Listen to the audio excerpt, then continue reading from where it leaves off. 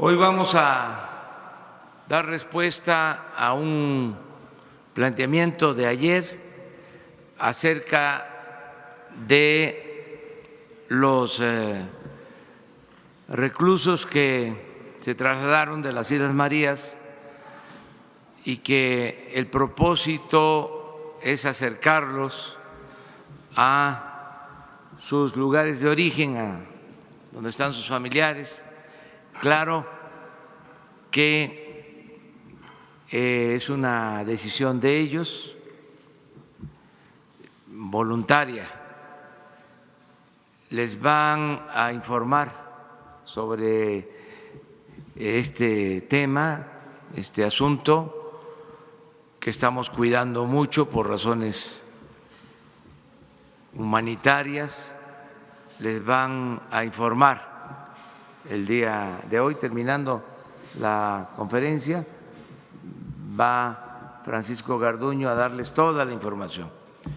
Y nos queda pendiente para el lunes informar sobre el asesinato a periodistas, tener más información sobre lo de San Luis Río Colorado y sobre otras agresiones. No se hizo el día de hoy porque Alejandro Encinas está en una misión, está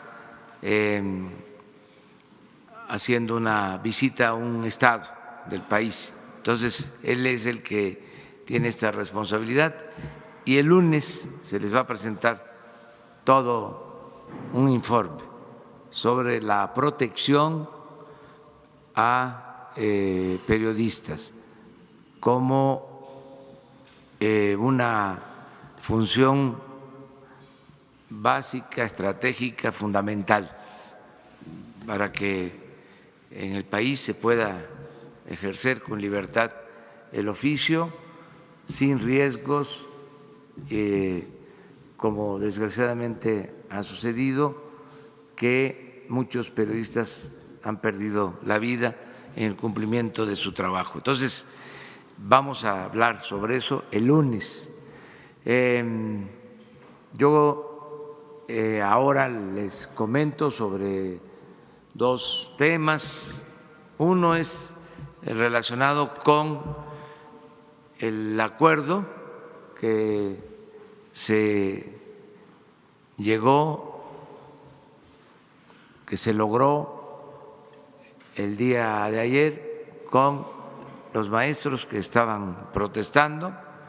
Es un acuerdo inicial, no es un asunto resuelto en definitiva, porque, según me informaron, ellos van a hacer una consulta con las bases, con los maestros, en este caso fundamentalmente en Oaxaca.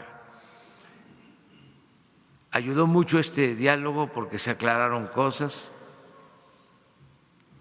habían algunos malentendidos.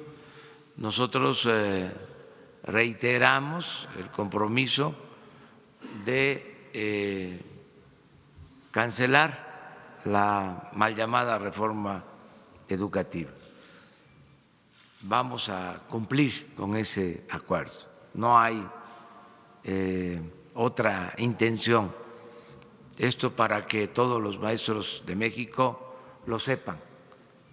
Se van a abrogar, a cancelar todas las leyes secundarias, todos los reglamentos que se aprobaron para imponer esta reforma educativa. Y va a haber una nueva reforma a la Constitución, que es lo que se está proponiendo,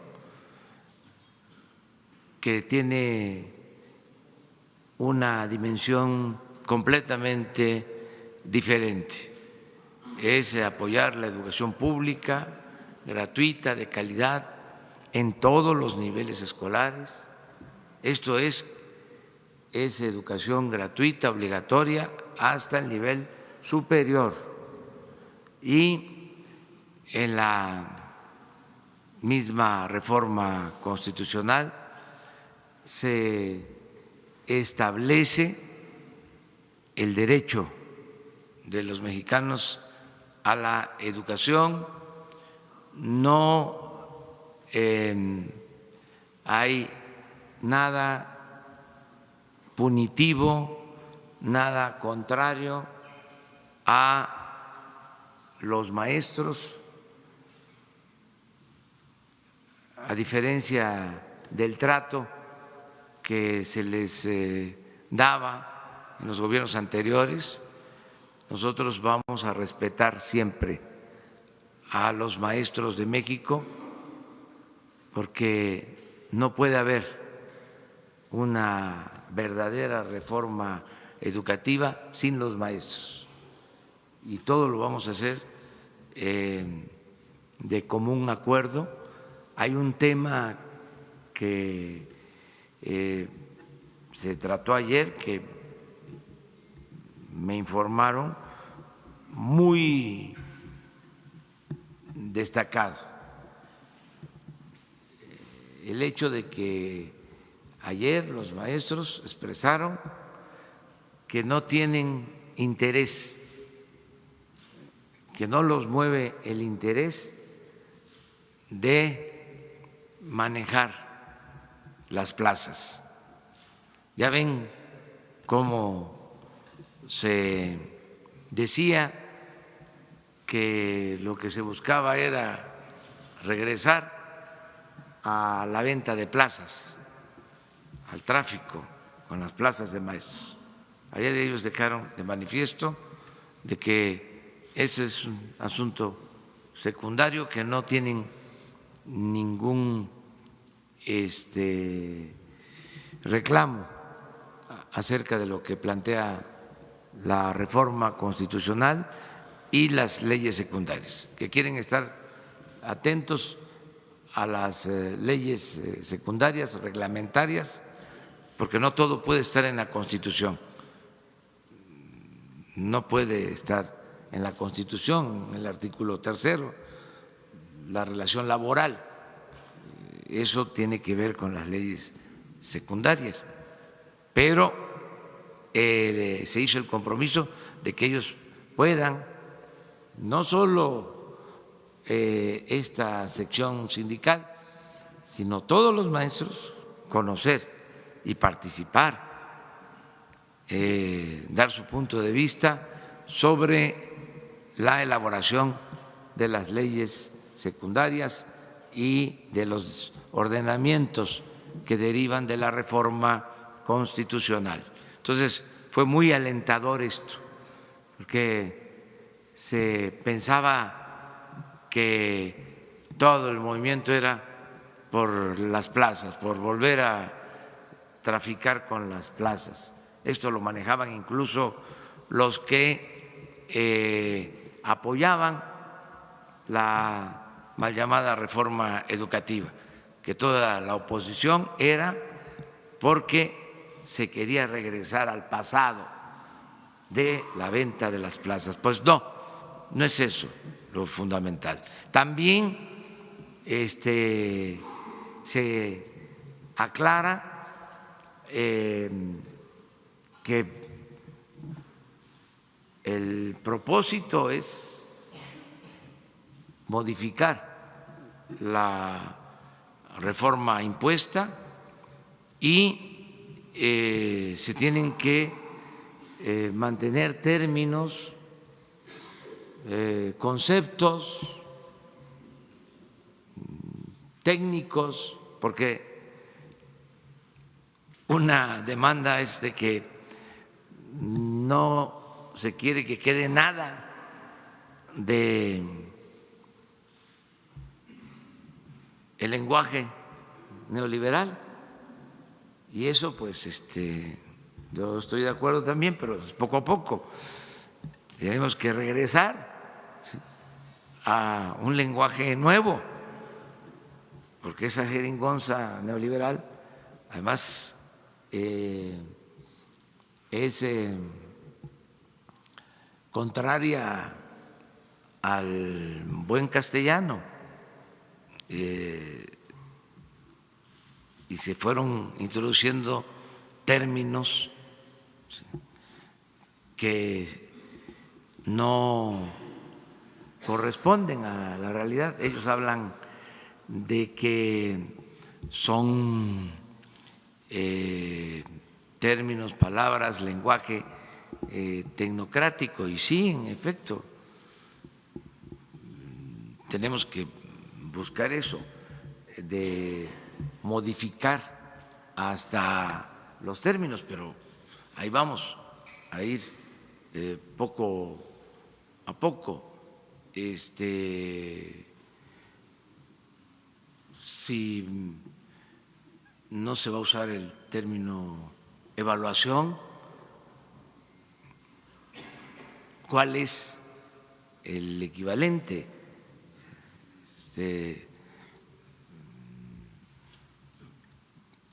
Capacitación, no, puede ser formación, pero eso se tiene que ir resolviendo. Entonces, como en la redacción hay algunos términos así, pues también hay esa inconformidad. Pero bueno, eso se va a atender también poco a poco. Vamos a ir cambiando hasta el lenguaje neoliberal, toda esa herencia, ¿no?, que dejaron, porque fue una influencia completa.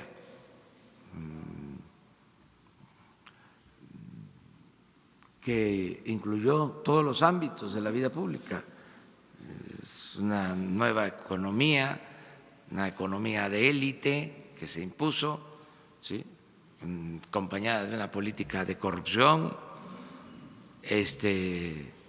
con una política asistencialista en lo social y con esta terminología, ¿no?, muy neoliberal. Todo esto tiene que irse modificando. Hay una palabra nueva, precisamente, que se llama, o que se usa, ¿no?, para la descripción de los hechos. Dice la nueva narrativa, ¿no? Entonces tenemos que hacer una nueva narrativa.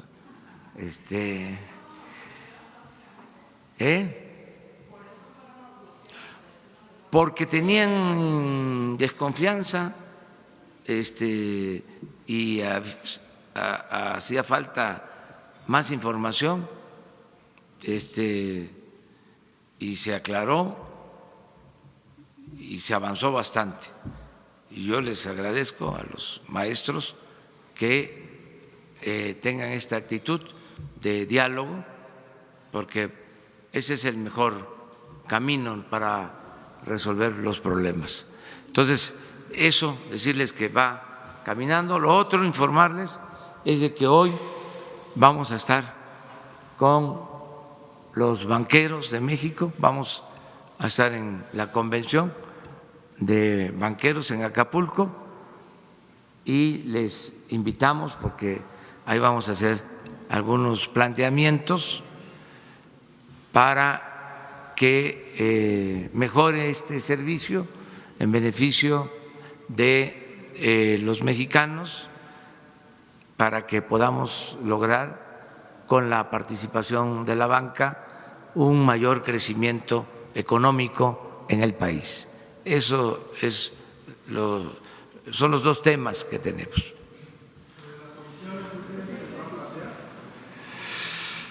Vamos a hacer un planteamiento sobre eso, pero más enfocado a la competencia. Les adelanto, creo que un factor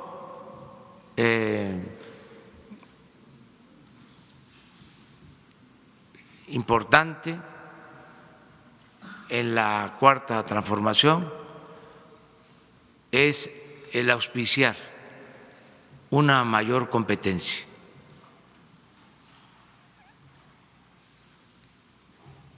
Sobre eso quiero hablar. Más que reglamentar, regular, que exista más competencia, menos concentración en las actividades económicas, es decir, que no haya monopolios, que haya libre comercio y una verdadera competencia, una auténtica competencia. Eso va a ayudar mucho. Es parecido a lo que sigue siendo válido en el manejo de la prensa, de los medios. Una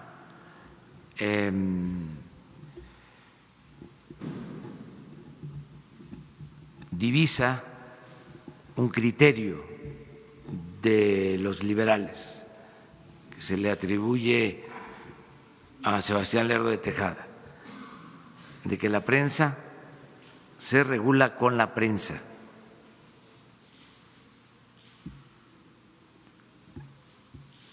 Aplica igual para los bancos. Los bancos se regulan con los bancos. La competencia. Cuando no hay democracia, cuando no hay competencia, hay abusos. ¿Por qué mejoramos bastante en el terreno de las comunicaciones en los últimos tiempos? Porque hubo más libertad con las benditas redes sociales. Se abrió más la información, menos censura, menos control, más libertades. Y en estos casos hasta vale la pena pagar la cuota de los excesos. Es mejor que haya libertad en abundancia, en demasía, que sobre la libertad, a el control, al cerco informativo. Entonces, eso nos ha ayudado mucho para mejorar la vida pública del país. No solo las redes sociales, también los medios convencionales, los periódicos que se mantienen con distintas orientaciones. Hay pluralidad en la prensa escrita y eso hay que mantenerlo. Hay un abanico de posturas en la prensa mexicana, desde periódicos con una postura más liberal hasta periódicos con posturas conservadoras, pero hay todo el abanico. En la radio, lo mismo. Esa es de los medios la reina de la libertad de expresión, la radio. Existe en los medios convencionales. Y la misma televisión también compite y cada vez compite más. Entonces, eso es lo que aplica también para el caso de los bancos, que no haya monopolios, que un banco o dos o tres no se queden con todo el mercado. Entonces, eso considero que no se resuelve reglamentando, regulando. Eso podría quedar como una última instancia, un último recurso, pero hay otros. Y el más importante es el que se permita que haya, si es necesario, más bancos, todos los que se requieran. Y si hay competencia, esto va a ayudar a bajar comisiones. Hoy quiero convocarlos de manera muy respetuosa a que bajen las comisiones con competencia, que voy a estar asistiendo. El año próximo voy a ir y quiero entregarle un reconocimiento a la institución bancaria que tome la iniciativa y lleve a la práctica un plan para cobrar menos a nuestros paisanos migrantes que envían remesas a sus familiares. Si compiten en eso y hay resultados, sería algo de reconocer. Estamos hablando de 35,000 millones de dólares al año de remesas. Ese es un tema. Lo otro que también les voy a plantear, ya les estoy adelantando todo. Una más, la inclusión financiera, que no es posible que haya tanto atraso en nuestro país en cuanto a la inclusión financiera. No existen bancos en la mitad de las cabeceras municipales del país. Entonces, tienen que ampliarse, tienen que extenderse, y esto va aparejado de la conectividad.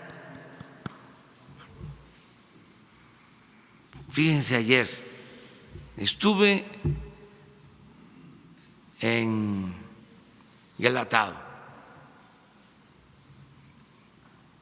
Ayer ese pueblo histórico fue para nosotros la capital del mundo,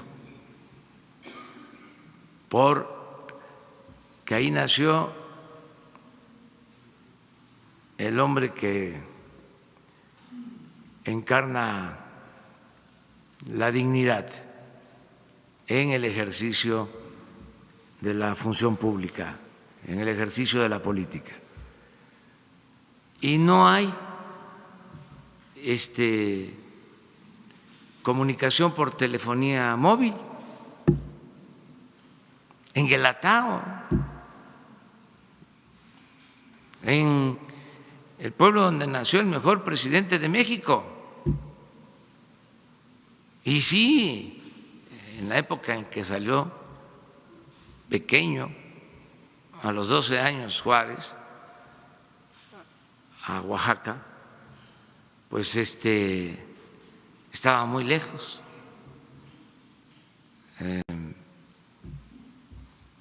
Pues más de un día de camino, pero ahora se hace pues, una hora de camino, hora y media, cuando mucho, de Oaxaca a Guelatao.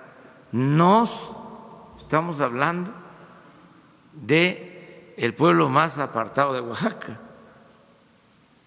Hay pueblos que para llegar, municipios de Oaxaca, que hace uno de Oaxaca 12 horas para llegar a la cabecera municipal. Pero aquí estamos hablando de Guelatao y no hay comunicación por teléfono.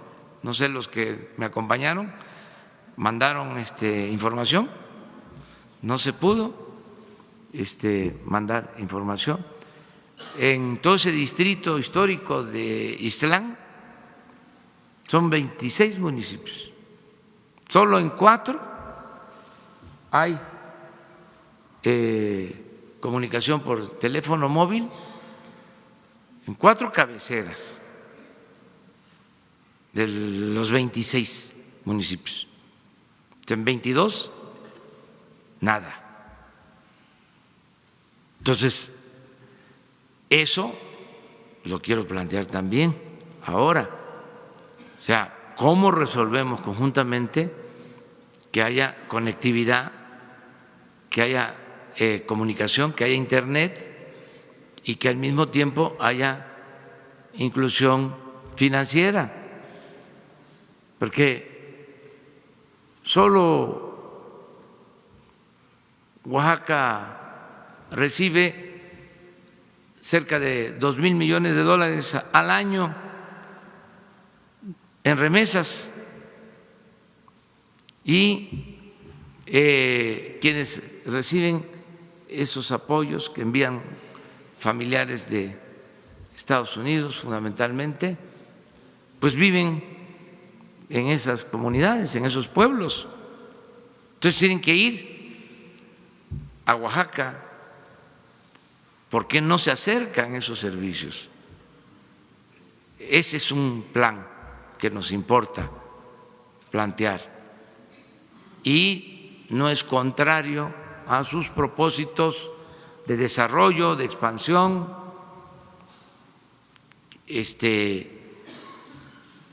Ahí está, en ese México profundo, ahí está una gran riqueza, es la riqueza de la pobreza, de los abandonados.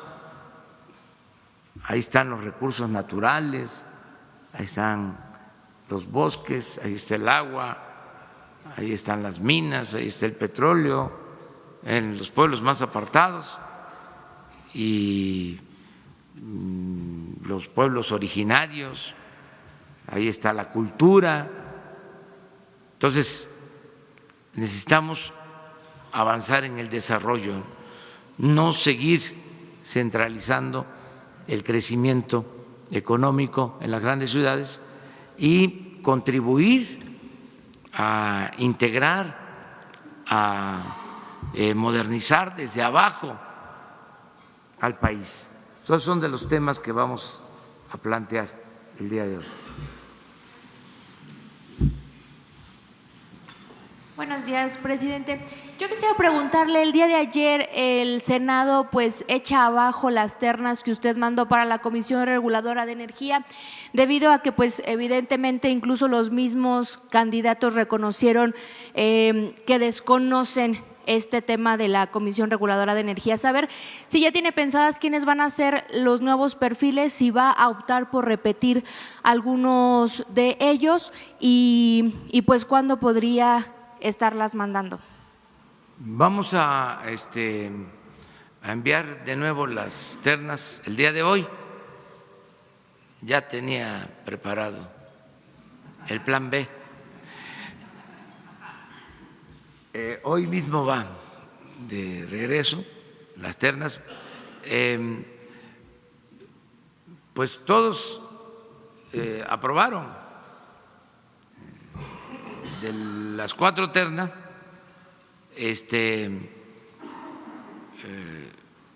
en cada una de las ternas hubieron quienes sacaron mayoría, pero se trata de mayoría calificada. O sea, todos estuvieron a 2 votos, 4 votos. Se fueron conmigo unos senadores que si hubiesen estado ahí, pues hubiesen votado seguramente, ¿no? Posiblemente, a lo mejor, por nuestras propuestas. Entonces se quedaron a 2 votos porque no es mayoría simple, no es la mitad más 1. Entonces es mayoría calificada, son 2 terceras partes. Entonces, de las 4 ternas, pues hubieron en todos los casos quienes les faltaban 2, 3 votos, 4 votos.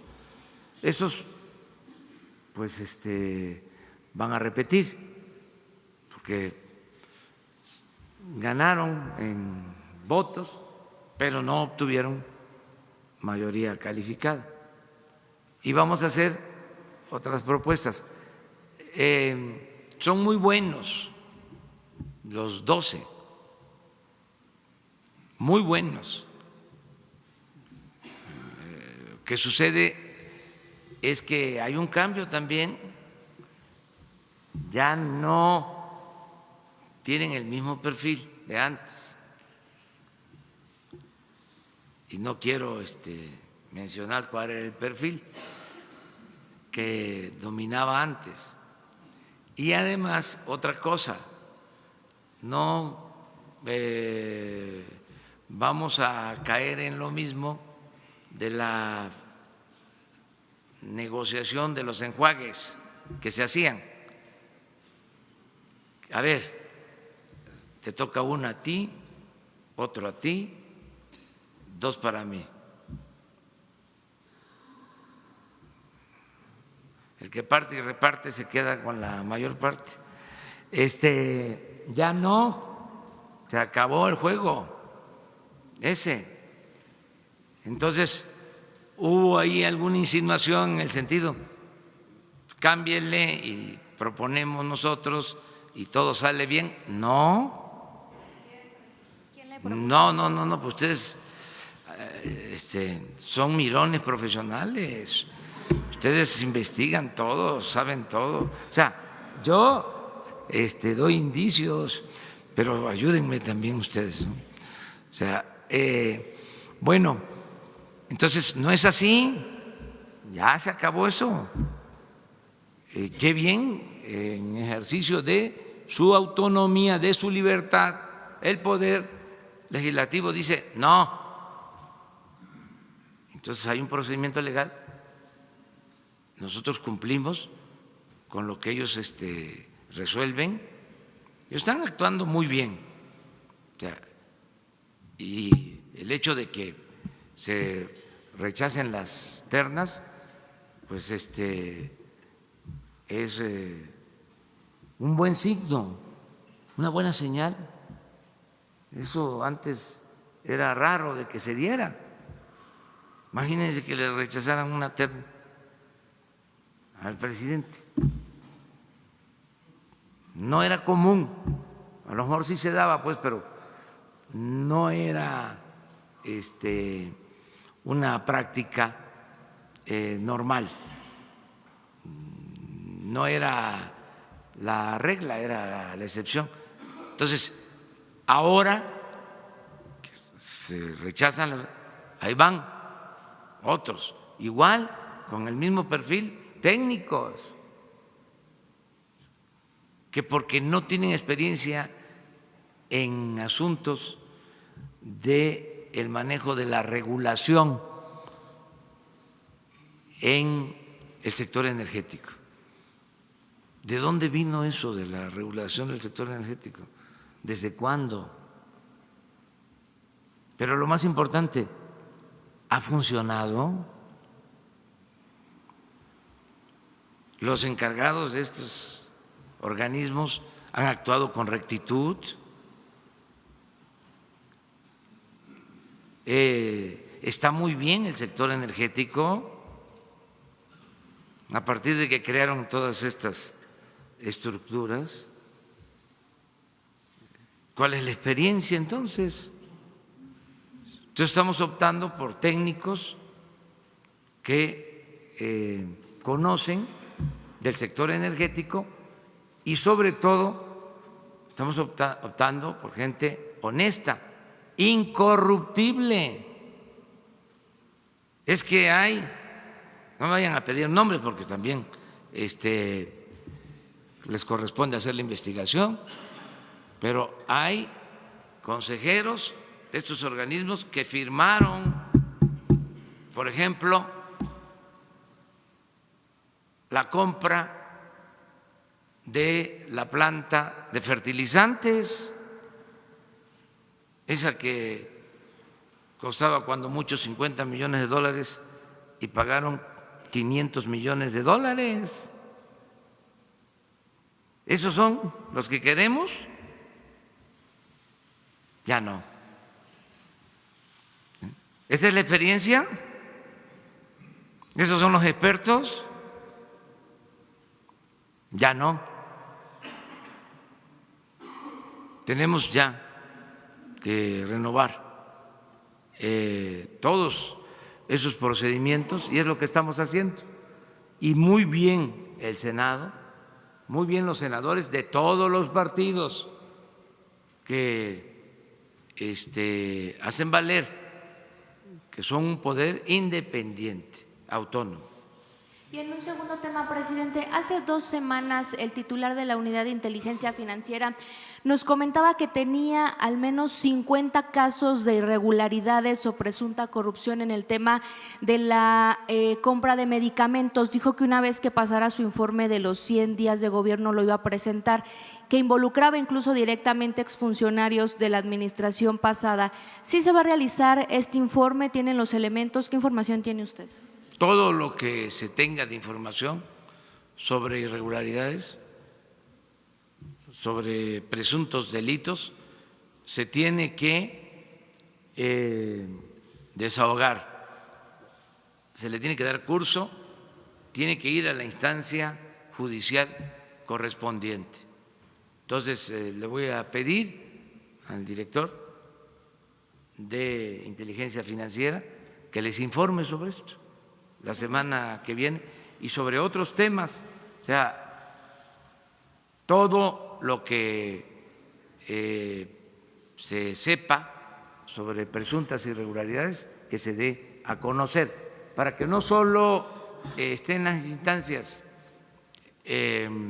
judiciales, sino también en la opinión pública, nada más cuidando lo del debido proceso, para que no estemos otorgando elementos a favor de presuntos delincuentes. Entonces, que cuidemos eso, pero que se transparente todo. La regla de oro de la democracia es la transparencia. Soy Giovanni Rivera Huerta, corresponsal de Estrella TV en Los Ángeles. Más que una pregunta, tengo una encomienda, una carta que fue escrita por los padres de Mario Aburto. Yo he realizado una investigación en los Estados Unidos donde a través de esta carta le piden que por favor reabra el caso Colosio. Ellos confían mucho en su palabra, en la transparencia que ha dado usted a este nuevo gobierno y al país. Y ellos me han confiado en darle esta carta personalmente a usted, ya que ellos están en los Estados Unidos y en un futuro les gustaría regresar a este país que los vio crecer a ellos y a sus hijos. Si me permite, me gustaría presentarle la carta.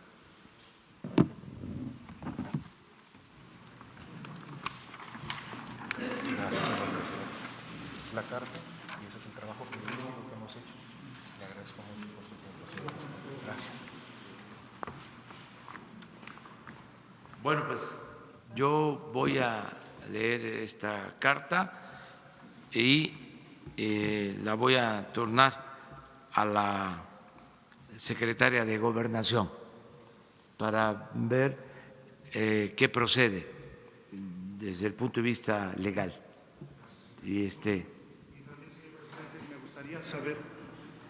Me gustaría saber, en cuanto a la investigación de Colosio, mañana se realizan los 25 años del asesinato del candidato. ¿Qué opina usted sobre las investigaciones que se han realizado por 4 fiscales que han dejado más preguntas que respuestas? pues tiene que seguirse indagando sobre el caso. Puedo decir 2 cosas. Una, que lamenté mucho y sigo lamentando el asesinato de Luis Donaldo Colosio. Lo conocí y nos vimos 2 días antes de que lo asesinaran. Un día como ayer, un 21 de marzo, cenamos en casa de una amiga común de la licenciada Clara Hushman. Cenamos el 21 en la noche y él al día siguiente salió a la gira. Estuvo, creo que en Sinaloa, en Baja California Sur, y luego el 23 en Tijuana. Entonces, muy lamentable este asesinato, y por eso no debe de olvidarse y tiene que seguirse preguntando qué pasó realmente, todo lo que queda sin contestar sobre este crimen. Se dice que cuando se trata de crímenes de Estado siempre hay complicaciones para conocer la verdad, pero hay que indagar, hay que insistir que esto no quede impune en el caso de que se tratara de un crimen de Estado. Crímenes de Estado, pues han habido otros, no solo en nuestro país, en el mundo.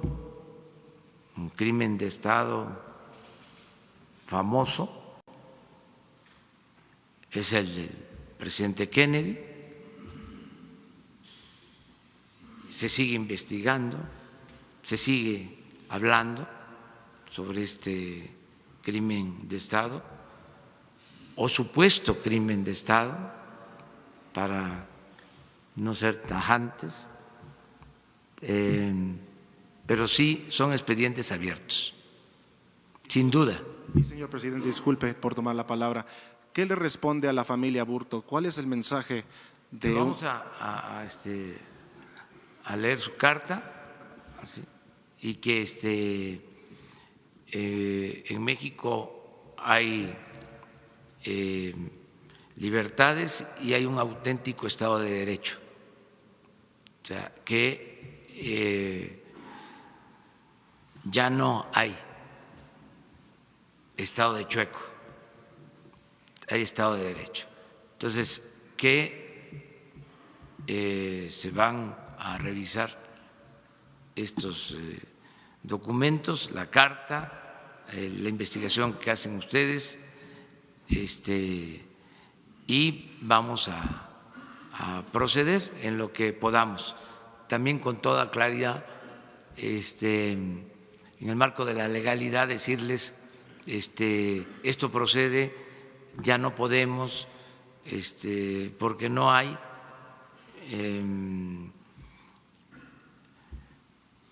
posibilidades legales para no generar falsas expectativas. Todo esto que ha venido sucediendo, de cómo durante 25 años no se consideró en México delito grave la corrupción, porque se modificaron las leyes en 1994, se quitaron delitos que eran considerados graves, todos los relacionados con la corrupción, se hizo exprofeso, y 25 años se estuvo hablando de combatir la corrupción, 25 años engañando con chivos expiatorios,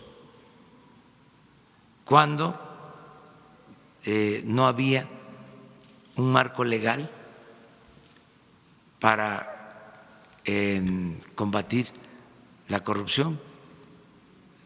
Al que caía de la gracia del régimen y había consigna de apretarlo o de apretarle, le tenían que buscar el acusarlo de lavado de dinero.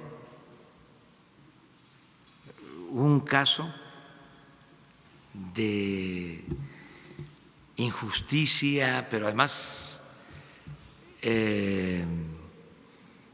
de cinismo, de burla, cuando a maestros de Oaxaca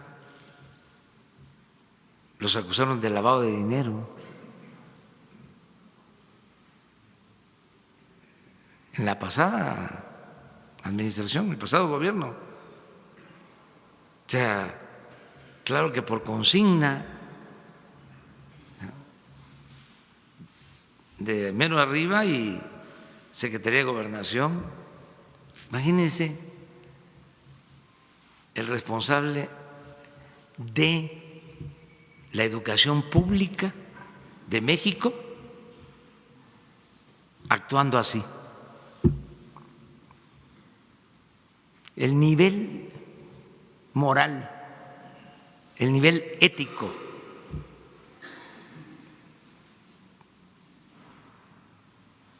maestro dirigente del Movimiento de Oaxaca, que lo conozco, carcelan, lo llevan hasta un penal de los llamados de alta seguridad, acusado de lavado de dinero. Maestro humilde, que me consta, pues, un hombre honesto, pero para reprimir, para someter, para imponerse, para represalia, utilizar el aparato en contra de los considerados opositores o adversarios. Eso se acabó. Yo recuerdo que en este caso medios de comunicación involucrados, de alcahuetes, bueno, con todo respeto, ya no lo vuelvo a decir, reportajes, en este caso, donde participaba el CISEN, que investigaban reportajes en la prensa en donde este maestro, ¿sí?, entre comillas, le gustaba mucho mover el vaso y escuchar el sonido de los hielos. O sea, insinuando que era alcohólico. Todas esas cosas, canalladas, infamias. Ya eso se acabó. Para los que están pensando que es lo mismo, no, eso nunca, jamás.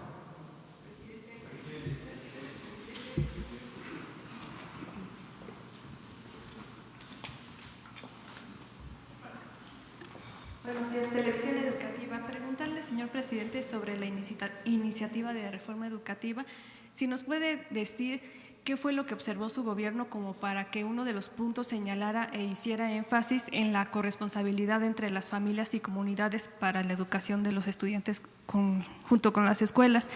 Y sobre otro tema, saber cuál es su impresión general sobre el estadio de los Diablos Rojos, por los emblemas culturales que tiene, porque fue construido por mexicanos, y saber qué aporta también para su proyecto que impulsará el béisbol.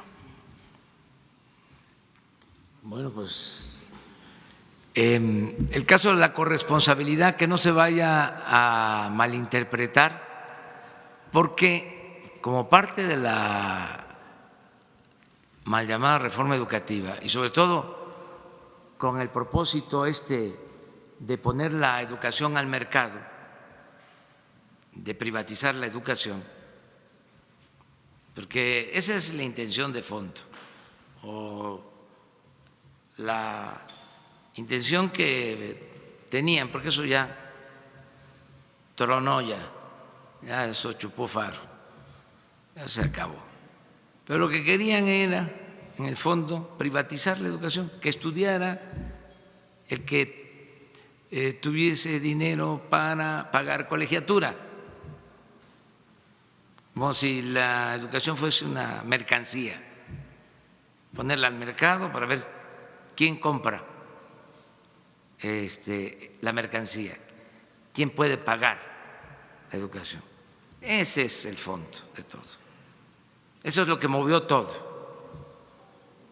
Entonces, en ese propósito querían que los padres de familia se hicieran cargo del mantenimiento de las escuelas, ¿sí?, y las cuotas. Se fue estableciendo ese sistema. Entonces, no queremos que se vaya a entender que ese es el propósito cuando se plantea la corresponsabilidad de padres de familia en el nuevo modelo educativo. Esto tiene más que ver con el apoyo que debe de tener el maestro, que lo tiene en los hechos también, de los familiares, de las madres y de los padres de familia, que están pendientes de sus hijos, que ayudan. Pues esto se da mucho, pero darle más importancia a esta participación conjunta de padres y maestros. Esto se da en comunidades rurales, por ejemplo, para la alimentación de los niños, hay comités de padres de familia, entonces se turnan para cocinar. Se tiene un recurso que se maneja en la escuela, ese recurso se utiliza para comprar los alimentos, las madres, los padres ayudan, se turnan se prepara la comida en la escuela. Ya esa participación existe, pero hay que fortalecerla, reconocerla, impulsarla. Lo ideal, que hacia allá queremos ir, es que los recursos para la alimentación en las escuelas lleguen también directo a la escuela, que no pasen por muchas instancias gubernamentales y que se utilicen con la participación de padres de familia. De esa forma, eso ya existe, eso se da por la misma organización de la gente, la misma organización de los padres de familia. No en todos lados, pero sí hay esta práctica que es extraordinaria, ejemplar, que va uno por los pueblos y es la hora del recreo o la hora de la comida y ahí están las mamás en cocinas, a veces con fogones, con tinas, con ollas, preparando la comida para los niños. Eso es de primera, una vinculación, y ahí están los maestros, y ahí están los padres de familia. Bueno, lo mismo pasa en todos lados con las tareas, donde hay tareas, donde se deja tarea, porque hay escuelas también donde ya no se acostumbra a las tareas, tienen unas prácticas de estudio distintas, de acuerdo a la pedagogía de cada escuela, tanto públicas como privadas. Pero ¿qué sucede? Los padres de familia pues participan, sobre todo, la verdad, las madres, en las tareas. Ayudan. Entonces, es una acción que ya se realiza. Entonces, lo que se busca es que eso se mejore. Esto apoya mucho también a las maestras, a los maestros, ¿no? O sea, a eso se refiere este concepto de exaltar estas prácticas, participación conjunta que ya se dan. Acerca de lo del béisbol, pues la verdad estoy muy contento y ya lo dije y vuelvo a repetirlo, en el caso del béisbol en México, el principal promotor del béisbol en México, desde la sociedad, se llama Alfredo Harp. Mi respeto para el señor, ayuda mucho en todo lo que es el fomento al béisbol. Y ojalá, y así otros empresarios ayuden en la promoción al deporte. Lo hacen, muchos tienen ligas, promueven el deporte, pero en el caso del béisbol es ejemplar lo de Alfredo Harp. Es un auténtico promotor del béisbol y él es el que construyó este estadio que se va a inaugurar mañana y él fue el que financió la construcción del edificio sede de los mejores beisbolistas, el Salón de la Fama del béisbol en Monterrey.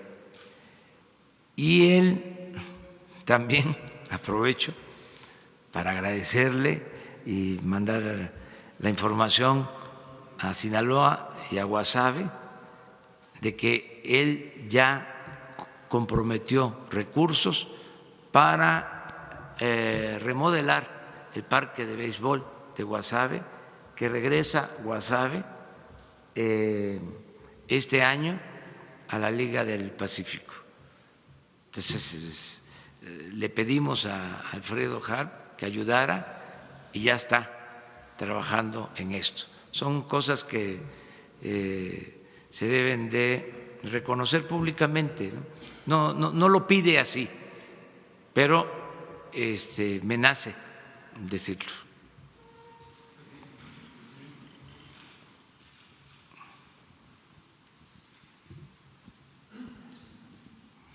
Hola, presidente. Preguntarle en relación a esta demanda que hacen los maestros ayer de la CENTE, que ellos piden que se elimine el examen de ingreso para el magisterio después de que salen de las normales. ¿Qué opinión tienen ustedes en su gobierno en relación a esta propuesta que hacen? ¿Todavía está en camino, en pláticas? ¿Qué nos puede decir al respecto? Quedaron algunos temas y uno es ese, creo, pendiente.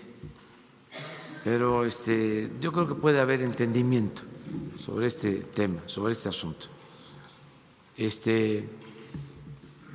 Hay que analizarlo, hay que verlo. Si se tienen normales y sale un maestro graduado de una normal, pues se supone que está capacitado, que está formado.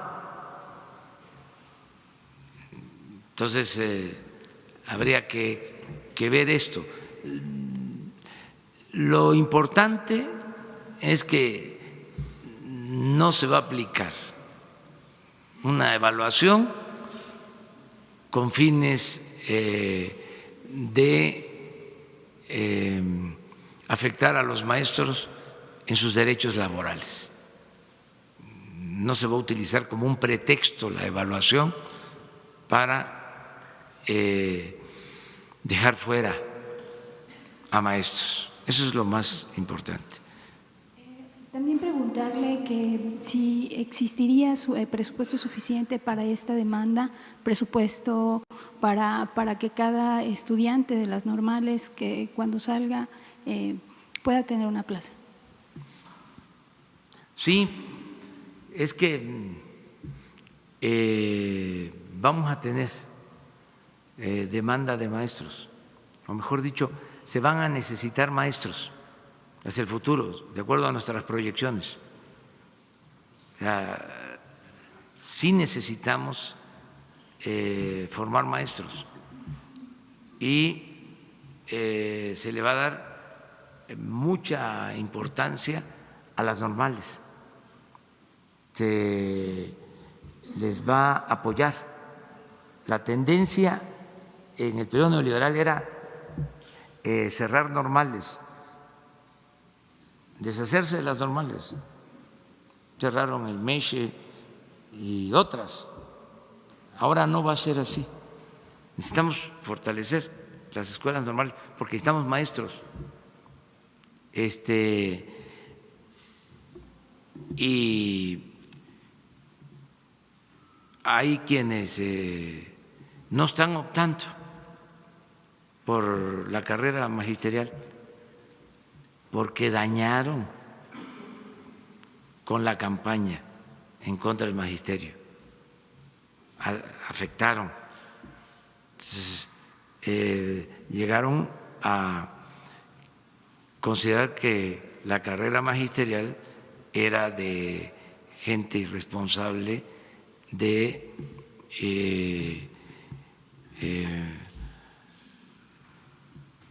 gente revoltosa, de flojos, de gente acostumbrada a cobrar sin trabajar, todo eso, y afectó afectó mucho.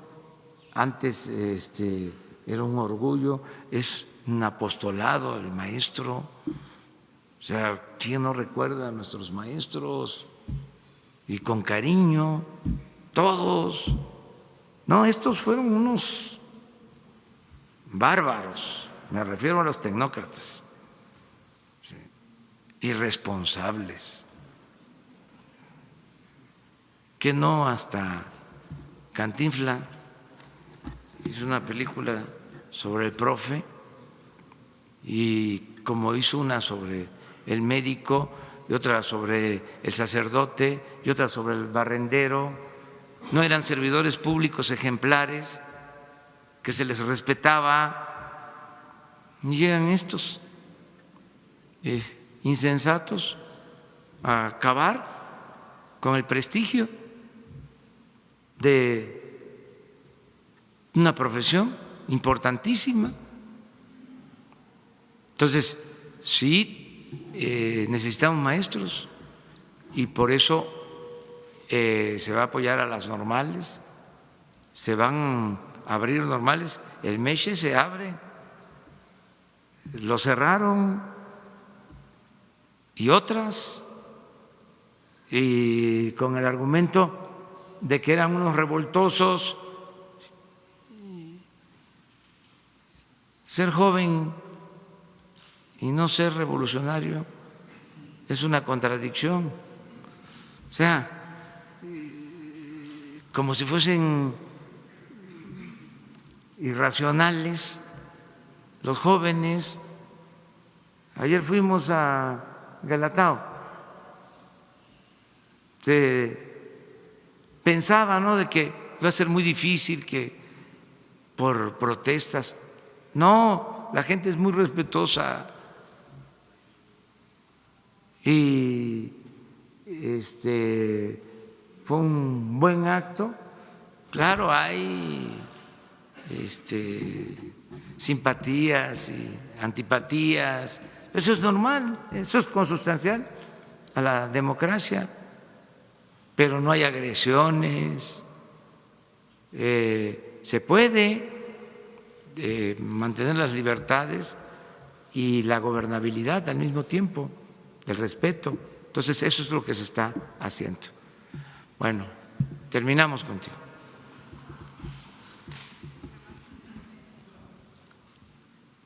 Es que vamos hasta Guerrero, a Acapulco, ¿o no van a ir? Jefe del Poder Ejecutivo Federal, Carlos Pozos, reportero de Petróleo y Energía y Líderes Mexicanos. ¿Qué opina usted de la desaparición del partido PES por decisión unánime del Tribunal Electoral y ratificado con la decisión del Consejo del INE, toda vez que el PES formó parte de la coalición de su victoria?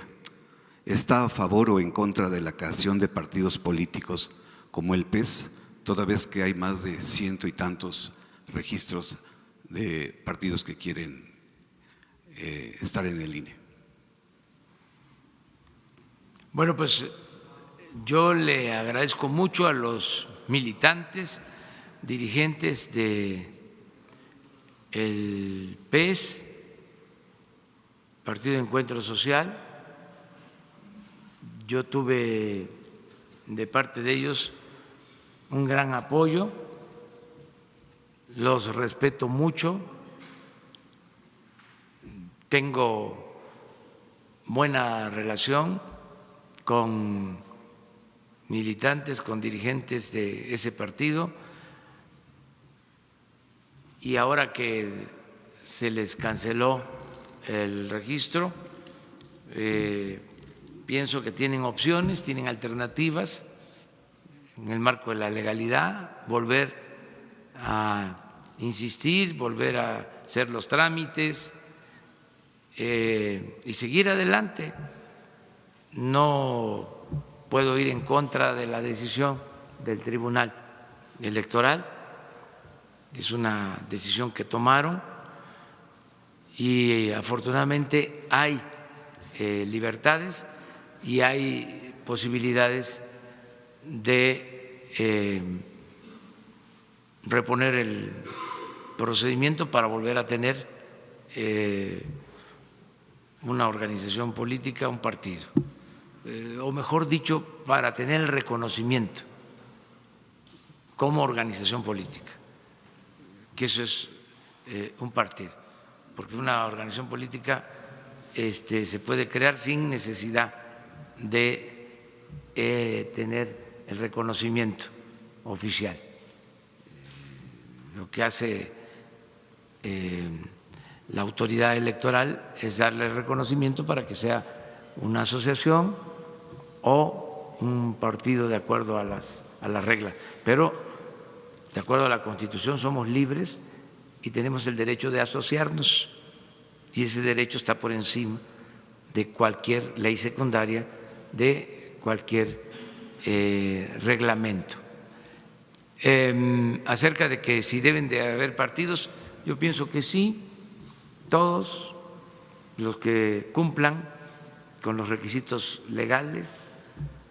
Suele pasar que cuando hay el periodo, que eso sería cosa de también revisarlo, en su momento nosotros no lo vamos a proponer porque tenemos una agenda ya legislativa muy definida para lograr la cuarta transformación de la vida pública del país. Y en materia político-electoral, lo que más nos interesaba era que se considerara delito grave el fraude electoral y establecer la Fiscalía Electoral. Con eso va a ser más que suficiente para que se respete el voto, la voluntad de los ciudadanos. Pero sería bueno en su momento el que no solo se limitara a un año después de la elección los trámites para la constitución de partidos, sino que se diese más plazo, porque para poder participar en una elección federal se necesita hacer el trámite de acuerdo a la ley en este año. Ya incluso creo que hasta pasó el término, porque creo que es en los primeros meses después de la elección, el del año siguiente a la elección.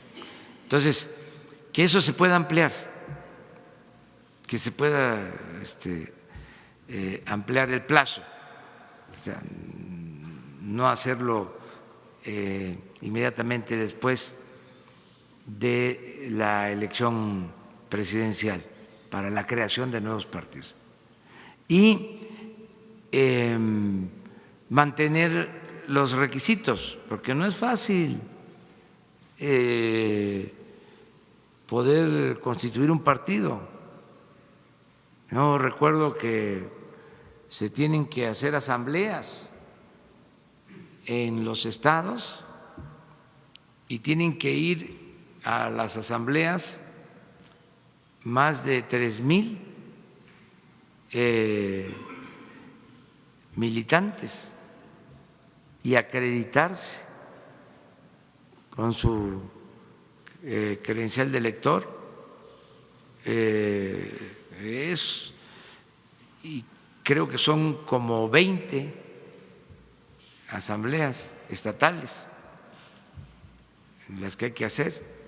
Entonces, reunir 3,000 ciudadanos con credencial de elector no es fácil cumplir con los requisitos. Entonces, muchos se inscriben, pero no pueden. Pueden haber muchas solicitudes, pero al final son pocos los que quedan. Entonces, yo soy partidario de que se abra la posibilidad. Sí hay varios partidos en México, pero no tantos si se compara con lo que sucede en otros países. Hay países en donde hay hasta 30, 40 partidos en países con menos población que en México. Pues es cosa de que se garantice el derecho que tenemos los mexicanos a asociarnos y a participar políticamente. Mi segunda pregunta, presidente, es en el sentido energético. Las pipas para la contingencia de abasto fueron compradas al extranjero y la construcción de la refinería de Dos Bocas está en manos de empresas extranjeras. ¿Qué piensa, qué opinaría el general expresidente Lázaro Cárdenas del Río? Estaría con nosotros, porque comprendería de que en el caso de las pipas las necesitábamos con urgencia, y cuando pedimos a la Asociación de Transportes de México que nos ayudaran para adquirir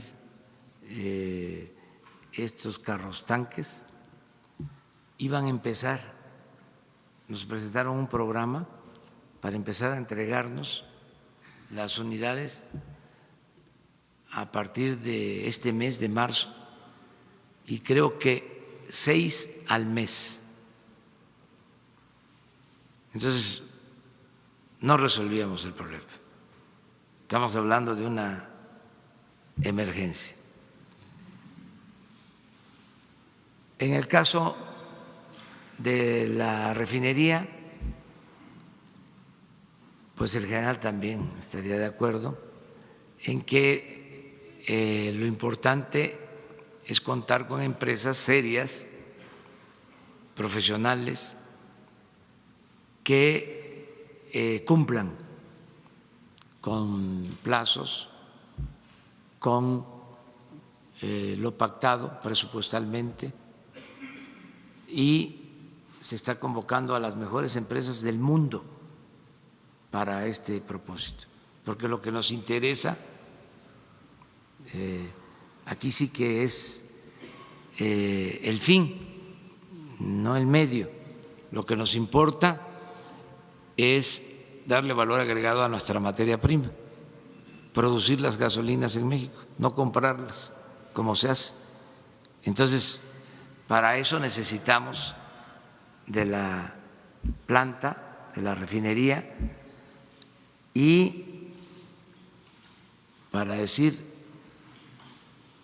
lo menos fuerte, no hay la experiencia suficiente en las empresas mexicanas. Le voy a dar un dato. No, si es que el daño que hicieron estos fue muchísimo. Hay que hacer una lista de agravios. O sea, ayúdenme. No se hizo una refinería desde hace 40 años en el país. Nuestro experto refinero es un hombre ejemplar.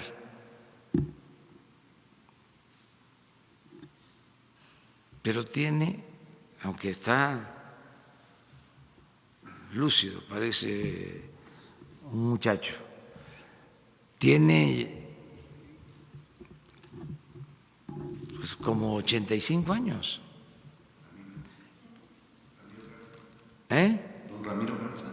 No, él es el ingeniero Celestino, que fue incluso propuesto, imagínense, para las ternas. Él ganó, pero no tuvo 2/3 partes. Es el mejor refinero de este país, pero los senadores, con todo respeto, consideraron que no tenía experiencia. Bueno, él nos está ayudando en esto, porque a él le tocó en aquellos tiempos, estamos hablando de que la última refinería que se construyó fue la de Salina Cruz, que fue como en el 82. O sea, tienen más de 40 años. Entonces, ¿qué empresa tiene experiencia en construir refinerías? Estas 4 grandes empresas que estamos convocando, pues recientemente han hecho refinerías. Cada una de ellas, lo dije y lo repito, ha hecho más de 100 refinerías. Hay una de ellas que ha construido más de 200 refinerías en el mundo. Malos manejos. No, eso se dice, pero no es cierto, y al final, cuando toque la revisión de las propuestas, el comité que se encargue de esto va a decidir si pueden entrar o no pueden entrar. Eso es lo que puedo yo comentarte. Gracias. Una más.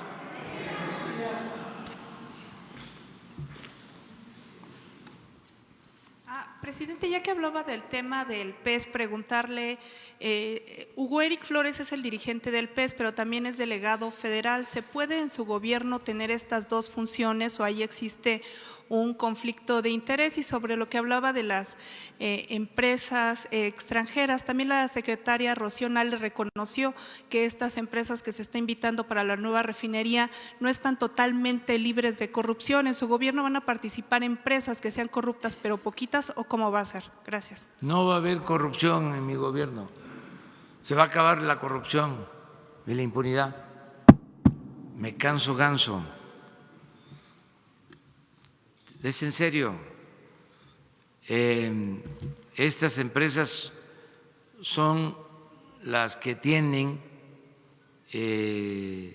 más reconocimiento en el mundo en la construcción de refinerías. Lo que pasa que pues nuestros adversarios tienen que hacer su trabajo, y qué bueno. Entonces siempre andan buscando las podridas, pero ese es parte de el trabajo, ¿no? Crítico, y hay libertades. Entonces vean los periódicos, no todos, pero sobre todo la prensa fifí. Ustedes son especialistas, saben de análisis de contenidos. Entonces, es tiro por viaje. Un día sí y el otro también. Ya, pero es normal. Tu inquietud, ¿no? O sea, imagínate, me estás insinuando de que va a haber o que puede haber corrupción, pero poquito. No, ni poquito ni muchito, nada. O sea, es categórico. Vamos a erradicar la corrupción. Si hay un impedimento legal no podrían participar, pero si es solo por un señalamiento en un medio, o los que se frotaban también las manos porque estaban pensando de que iba a seguir lo mismo. Hay empresas que dejaron un tiradero del sector energético. Y no quiero mencionar nombres, porque eso es parte también del trabajo de ustedes y de todos. Y además, porque ¿para qué ponerle limón a la herida. Pero empresas afamadas que están ahí, ¿sí?, con obras inconclusas, que no han cumplido.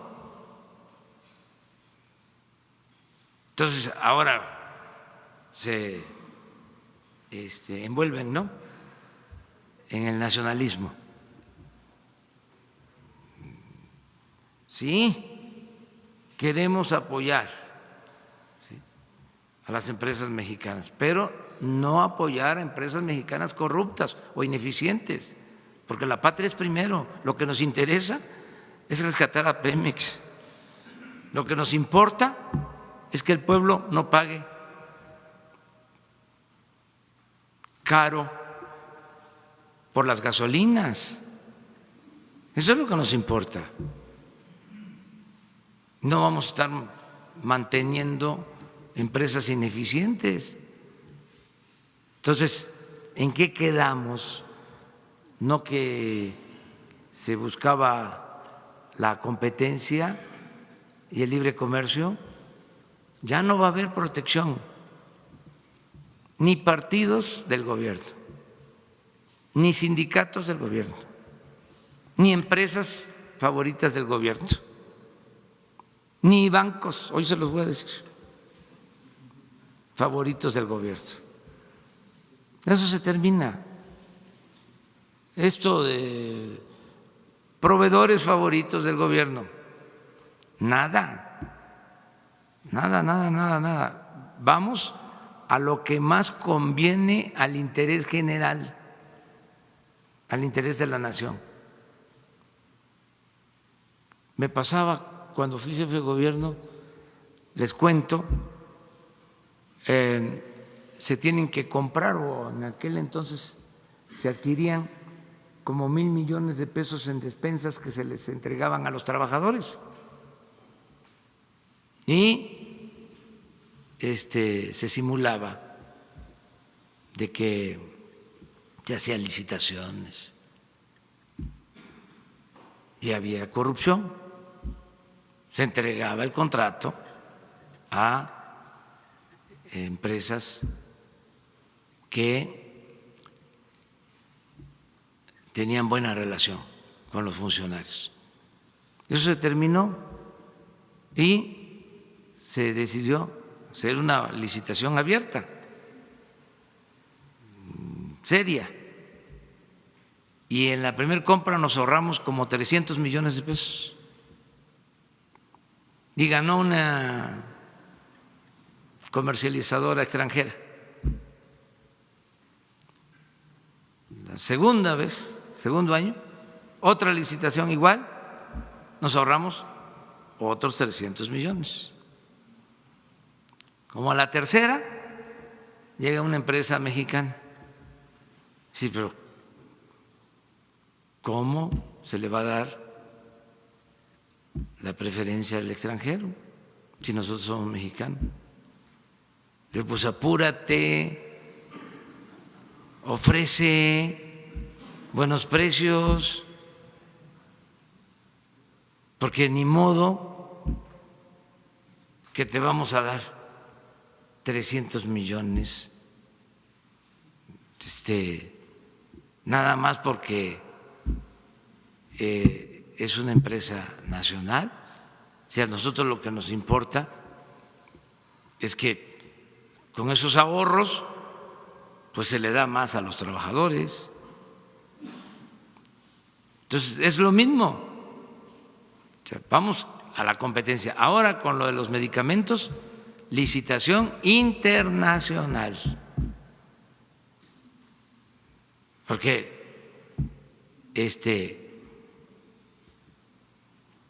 se compran muy caros los medicamentos. Hay medicamentos para la diabetes, una caja, ¿no?, de 20 pastillas que puede costar en laboratorio 10 pesos y se compra en 120, en 150. ¿Qué es eso? Si compramos bien, si ahorramos, ¿qué vamos a lograr? ¿Qué es el propósito? Atención médica y medicamentos gratuitos para la gente que no tiene para comprar sus medicinas. Ahí anda la gente con la receta en la mano, buscando a ver quién le coopera para comprar alimentos. Eso no, se acaba. Mientras se destinan 4,000 millones de dólares a la compra de medicamentos, pero por la corrupción no hay medicamentos para la gente. Entonces, sí tiene sus asegúnes esto, y vamos a estar muy pendientes de que no haya corrupción, no permitirlo en ningún caso. Eso es lo que estamos. ¿Me preguntaste otra cosa? El caso de Hugo Eric, que es dirigente del PES, pero también es delegado federal en Morelos, que si en su gobierno se podían permitir estas dobles funciones. No sé si haya conflicto de intereses, lo voy a revisar y te contesto. El lunes te contesto, si existe. Bueno, ya desde ahora, ya con Jesús, que nos vea si hay conflicto de intereses. Si hay conflicto de intereses, no puede estar trabajando en el gobierno, pero lo tenemos que ver. Muchas gracias. Presidente.